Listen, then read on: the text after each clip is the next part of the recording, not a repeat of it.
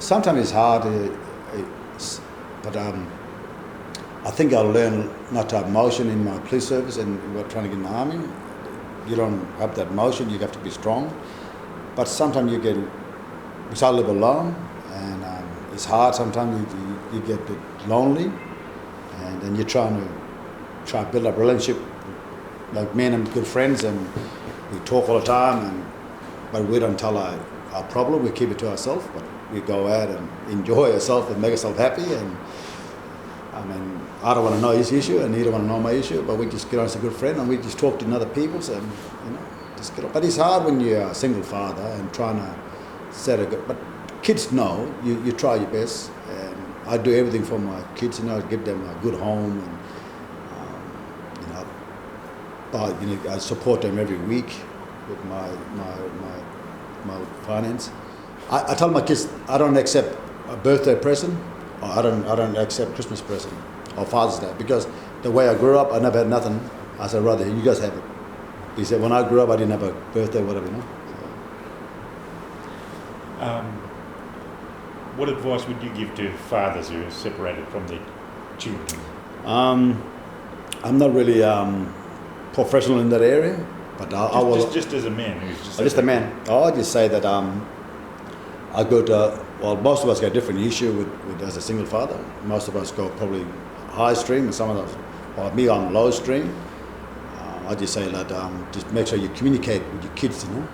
If you don't communicate with your kids, that's everything you'll lose everything. If you can communicate with all your children, maybe weekly base, just say hello, I love you and thing, so they understand you're the father and we still love them. But if you don't have that contact, you'll be a really lonely man. Just try to be a father. What do you think it means for the children? I think children will be appreciated if you talk to them on the phone or face to face. They feel really happy, they think, oh, that does my father care, and he's still part of our life. I mean, it doesn't matter your ex-wife. They probably live with another man, or you maybe be the biggest, whatever. But at least you have contact, communicate with your children. Children is the main thing. If you don't know how to communicate, I believe if you communicate with your children and build a relationship and tell them you still love them, they'll believe you. And show them that you love them. That's the main thing, love. You got to show love.